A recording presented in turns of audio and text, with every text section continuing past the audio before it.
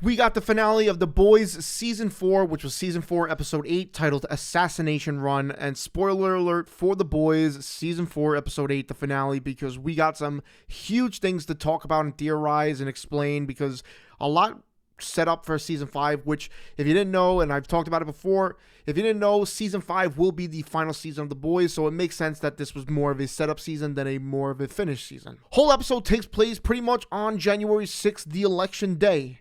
Senator Calhoun is here for the Electoral College because they are being sworn in today, because in American politics, when there is a new president, this is the day they get sworn into the office. The boys on their new mission to take the virus from Kimiko's leg that got cut off in the last episode. What's interesting is in this episode, Mother's Milk wears a dead Prez shirt, which is the theme of the episode because Homelander wants the president dead.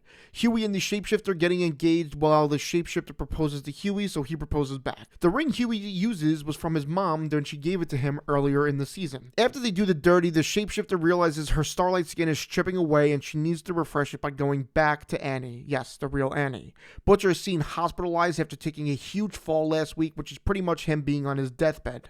Kessler, who of course is the bad part of Butcher, offers to help him if he makes a deal with him, pretty much making a deal with the devil, but throughout the episode he will not take the deal, but as we know, if you watch the episode, you'll see that he eventually does. Again, Butcher keeps declining, but when we find out Kessler helped kill Ezekiel a few episodes ago, he pretty much is a symbiote, kind of like Venom from the Marvel Universe. Homelander has the bottle of Grays that we all know where it's from, and it's pretty much full at this point since literally the first episode.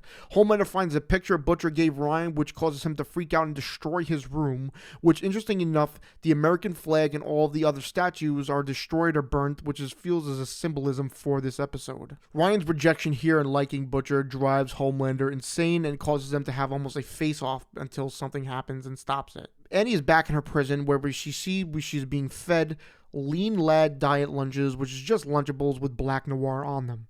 The shapeshifter mocks Starlight when she comes back about the proposal, the sex, and her life with Huey now. The shapeshifter, when she touches you, also gains your memories, which I also did not see coming, but it makes kind of sense for what happens in the episode. We also learn later in the episode that the shapeshifter cleared the dirt they had on Newman, which we saw her do in the final part of the episode 7. So this all makes sense and, adds up. The shapeshifter does not remember her own memories or what she looks like, and it makes it clear that she is a sociopath and not a psychopath. She mocks Starlight, talking about how her powers are gone, which will be a big theme, and eventually Starlight will get him back at the end of the episode when pretty much all shit hits the fan. Huey calls Butcher when we find out Butcher has been dodging Huey's calls, similar to Huey dodging his dad's calls earlier in the season. Firecracker and her meds are starting to disagree as she is coughing and getting fevers frequently now. In the Truth Bomb show, Homeland reveals it to everyone Victoria Newman is a soup, proving it to everyone by lasering her while she survives, and we see her eyes glowing. The election at this point is certified, but riots start to go around the country, and this is where the boys find out that the dirt that they have on Victoria Newman is completely wiped out. Ryan visits Butcher and sees Mallory, who she hasn't seen since probably season 2. And the Deep looks at the book he used to read to Ambrosia, and he's regretting what he did, it seems, when, she died in the last episode.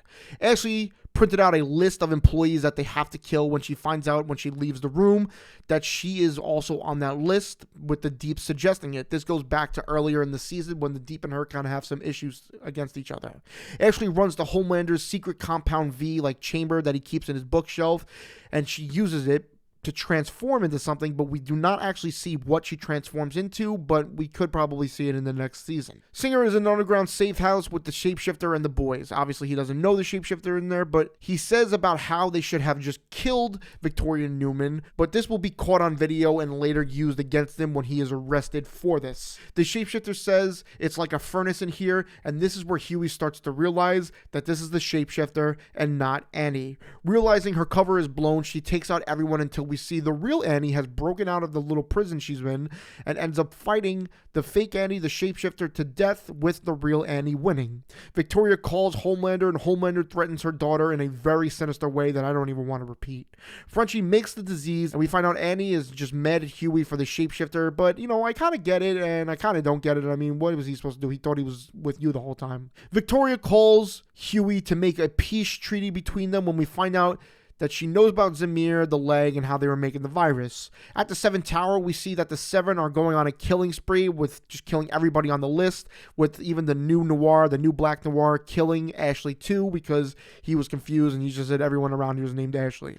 The boys decide to take on Victoria's deal. Kimiko confesses her love to Frenchie, with the two sharing a kiss, and I know that a lot of people rejoiced when seeing this because we kind of felt like they teased the whole show that they were going to be together and then he wasn't, and then now they are. It's a little confusing, but I guess it makes sense at this point, right? Butcher, Ryan, and Grace are there when she tells Ryan Homelander ordered the hit on the president.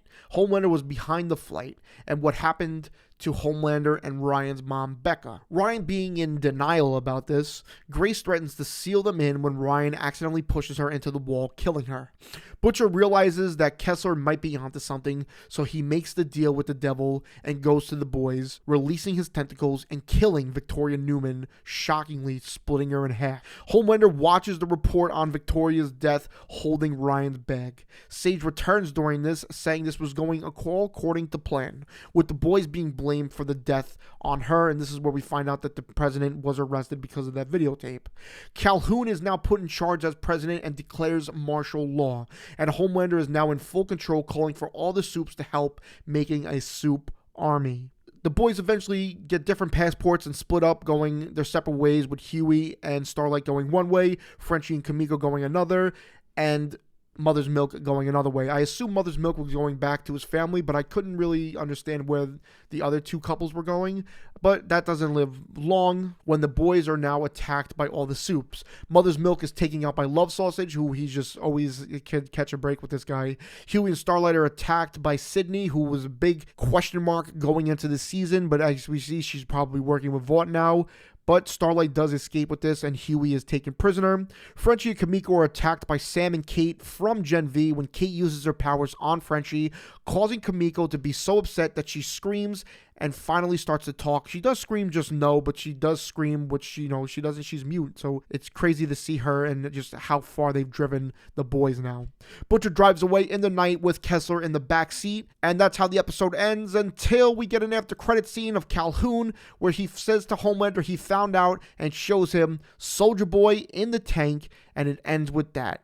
I will go over that in a whole nother video because I do have some theories that I want to kind of talk about, but I don't want to put it here. I want to make a complete separate video about it because that's crazy, because there's a lot set up for this. We have the boys, we have characters like A-Train who lived. He wasn't in this episode at all, but he lived, and it doesn't seem like he's hurt right now.